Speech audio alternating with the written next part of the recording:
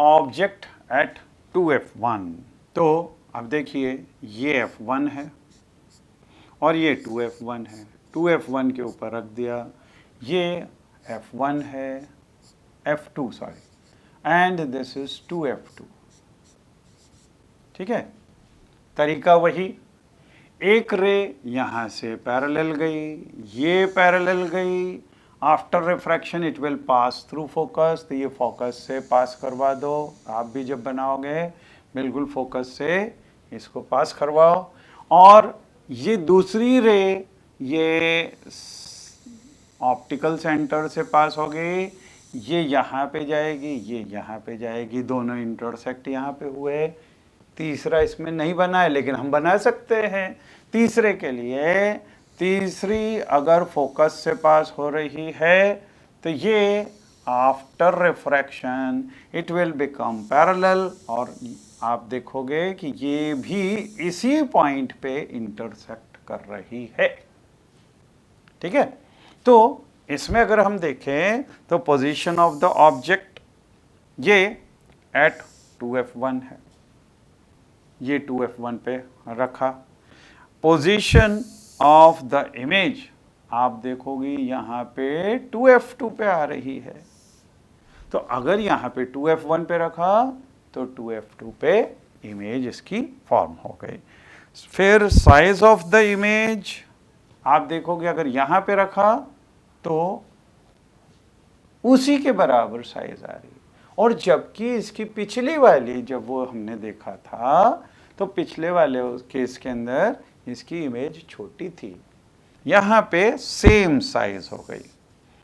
फिर nature of the image, this is real and inverted.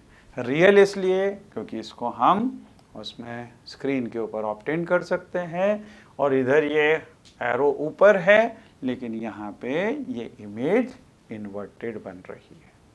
अब ये f1 था, ये 2f1, यहाँ पे ऑप्टिकल सेंटर, ये f2 और ये 2f2। ठीक है, अब देखिए पिछली बार हमने 2f1 पे रखी थी तो 2f2 पे इमेज बन रही थी और सेम साइज बन रही थी। यहाँ पे अगर हमने ऑब्जेक्ट ए बी इन दोनों के f1 और f2 के बीच में लिया, तो ये वाला केस हम कंसीडर कर रहे हैं। इसमें से फिर एक रे पैरेलल चली, वो after refraction it will pass through focus. ठीक है, दूसरी ये ऑप्टिकल सेंटर से चली तो ये एज इट इज अनडेविएटेड चली गई।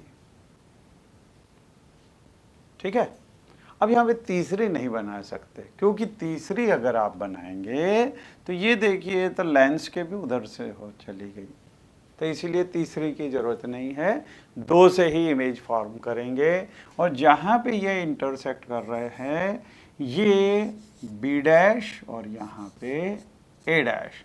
अब देखिए यहाँ पे ऑब्जेक्ट छोटा था लेकिन इमेज बड़ी हो गई, है इन्वर्टेड, रियल भी है क्योंकि इसको भी ऑब्टेन कर सकते हैं।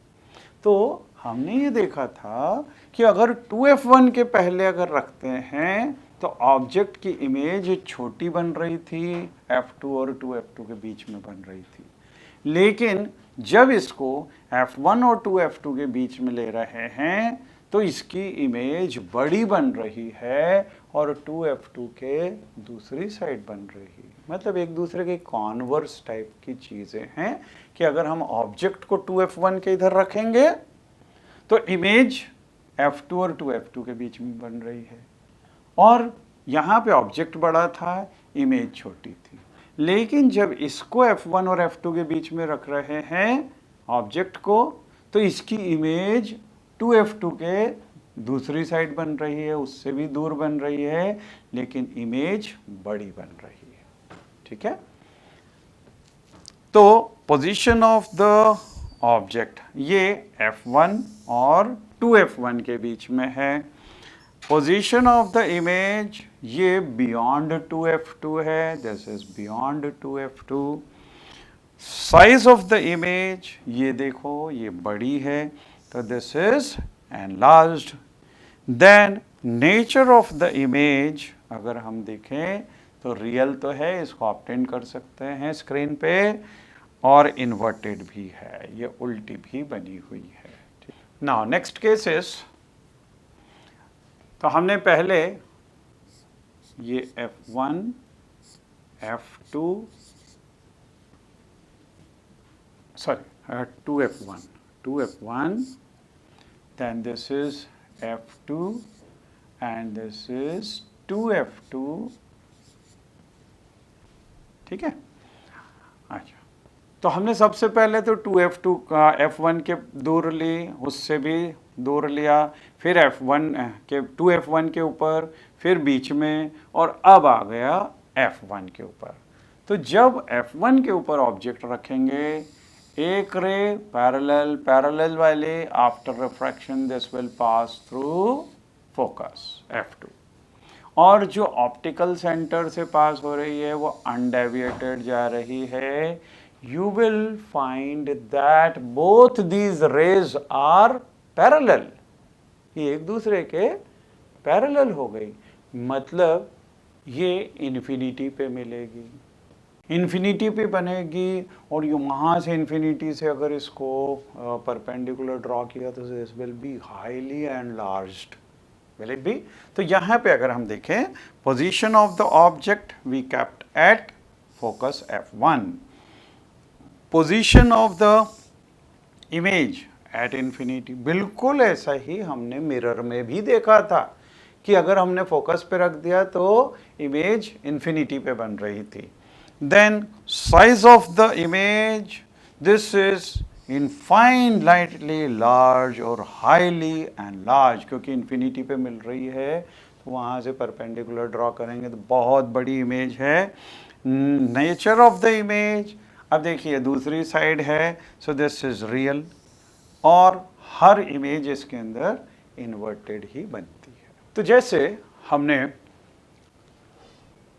मिरर के केस में देखा था कि कॉनकेव लेंस के अंदर, कॉनकेव मिरर के अंदर हमने 6 डिफरेंट पोजीशंस देखी थी और उसकी इमेज फॉर्मेशन देखी थी। इसी तरह से हम यहाँ पे हमने देखा कॉन्वेक्स लेंस के लिए 6 पोजीशंस देखी, और कॉनकेव लेंस के लिए हम केवल 2 पोजीशंस में ऑब्जेक्ट रखेंगे और हम इमेज फॉर्मेशन देखेंगे। तो पहला ऑब्जेक्ट एट इन्फिनिटी, तो कॉनकेव लेंस के अंदर अगर ऑब्जेक्ट इन्फिनिटी पे है तो इन्फिनिटी से जो रेज आती हैं वो पैरेलल आती हैं, और जो रेज पैरेलल आती हैं वो ऐसी प्रतीत होती हैं कि फोकस से आ रही हैं, ये डाइवर्जेंट होती हैं। तो यहाँ पे ये रे आई, इसके बाद में ये यहाँ से डाइवर्ज हो गई, ठीक है, ये डाइवर्ज हो गई। इसको अगर पीछे की साइड बढ़ाएंगे तो हम देखेंगे कि ये फोकस में आ रही है।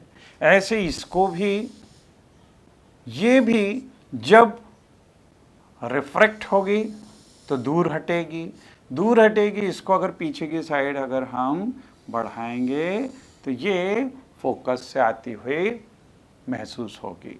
मतलब अगर position of the object this is at infinity, then position of the image ये कहाँ पे आ रही है, फोकस पे आ रही है, एट फोकस F1 ही ये आएगी। ये F1 है और ये F2 है, ये ऑप्टिकल सेंटर, ठीक है।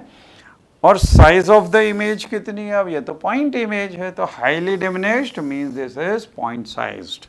और what is nature of the image, अब देखिए इसको हम पर्दे पे तो ले नहीं सकते, तो यहाँ पे ये वर्चुअल है, but in this case this will be erect, okay.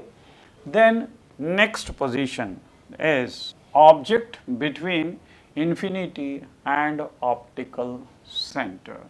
तो infinity और optical center के अगर बीच में हो ये फोकस F1 है,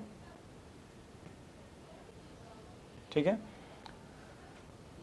अब यहाँ देखिए, ये अगर ऑब्जेक्ट है, यहाँ से जो भी रे जा रही है after refraction it will diverge हुई, इसको अगर पीछे की साइड बढ़ाएंगे तो ये पीछे की साइड ये फोकस F1 से आती हुई महसूस होगी, है ना। और दूसरी जो ऑप्टिकल सेंटर से जाती है वो अनडेविएटेड चली गई, ये दोनों जहाँ पे इंटरसेक्ट कर रही है तो ये इसकी इमेज हो गई। तो ऑब्जेक्ट बड़ा है और इसकी इमेज छोटी है। आप देखना, अगर कभी दूर वाला चश्मा अगर आप देखेंगे तो उसको थोड़ा सा दूर से देखना, उसमें ऑब्जेक्ट की जो इमेजेस है छोटी छोटी सी दिखाई देती है, और जितना ज़्यादा मोटा चश्मा उतना पतले, इतने छोटी छोटी सी इमेजेस हमको दिखाई देती है।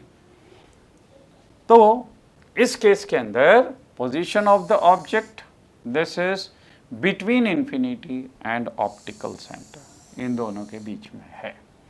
अब पोजीशन ऑफ द इमेज अगर हम देखें तो ये कहाँ पे, ये ऑप्टिकल सेंटर यहाँ पे है, ठीक है। तो F1 और ऑप्टिकल सेंटर के बीच में आ रही है, F1 और ऑप्टिकल सेंटर के बीच में आ गई। अच्छा, ये ऑब्जेक्ट बड़ा था, ये इमेज छोटी है, mean size of the object image is diminished. Then nature, अब यहाँ पे इसको ऑब्टेंड तो कर ही नहीं सकते थे, वर्चुअल है, लेकिन ऑब्जेक्ट की इमेज खड़ी है, मीन दिस इज इरेक्ट। तो इस केस के अंदर ऑब्जेक्ट की इमेज छोटी होगी और सेम इरेक्ट होगी, इट विल बी, मतलब सीधी सीधी सी हमको इमेज दिखाई देगी। So these are 6+2 cases in spherical lenses. Then now next, sign convention for spherical lens, ये बिल्कुल उसी तरह का है जैसा हमने मिरर के केस में देखा था। तो the object is always placed to the left of the lens. This implies that the light from the object falls on the lens from left hand side. All the distances are measured from the optical center, from ये pole की जगह this is optical center.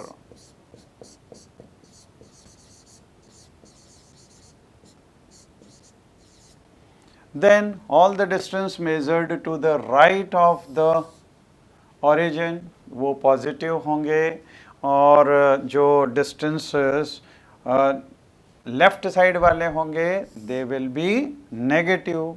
जो ऊपर होंगे measured perpendicular to and above the principal axis they will be taken as positive, और जो नीचे की साइड होंगे they will be taken as negative. तो ये बिल्कुल उसी तरीके का है जैसा कि हमने मिरर में देखा था। अब हम आ जाएं, जैसा मिरर में हमने मिरर का फार्मूला देखा था, इसमें लेंस के अंदर लेंस का फार्मूला है, और लेंस का फार्मूला है, this formula gives the relationship between the object distance. ये ऑब्जेक्ट डिस्टेंस को हम u लेते थे, पहले भी u लिया है और अभी भी object distance is u, and image distance we are taking v and focal length f।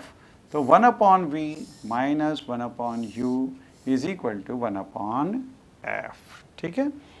अच्छा, मैग्निफिकेशन फार्मूला भी होगा इसमें भी, क्योंकि जैसे मिरर के अंदर छोटी बड़ी इमेज दिखती है वहाँ से मैग्निफिकेशन फार्मूला होता है, तो यहाँ पे भी मैग्निफिकेशन फार्मूला होगा, and this magnification formula is height of the image means h dash upon height of the object, this is h। और ये यहाँ पे भी जो फार्मूला है ये u और v के फॉर्म में भी है, h dash upon h is equal to v upon u। तो यहाँ पे भी इसके ऊपर बेस्ड क्वेश्चंस जो बनेंगे इसमें 4 में से कोई सी भी 3 चीज़ें दी हुई होगी, हम चौथी निकाल सकते हैं। इसके अंदर u, v और f कोई सी भी 2 चीज़ दी हुई होगी तो हम तीसरी निकाल सकते हैं। Now we will see example based on it. एक कॉनकेव लेंस, पहली चीज तो कॉनकेव लेंस आ गया, has focal length of 15 centimetre. At what distance should the object from the lens be placed. तो ऑब्जेक्ट की लेंथ डिस्टेंस पूछा हुआ है, so that it form an image at 10 centimetre from the lens. तो 10 centimetre पे ये हो रहा। तो यहाँ पे f, अब देखिए कॉनकेव लेंस है, कॉनकेव लेंस में ऑब्जेक्ट यहाँ पे होता है और इसकी इमेज भी यहीं पे फॉर्म होती है ना। तो ऑब्जेक्ट जो है उसका डिस्टेंस u वो नेगेटिव होगा और v भी नेगेटिव होगा और f भी नेगेटिव होगा, है ना, because all these are on this side. तो f is equal to focal length, this will be -15 centimetre.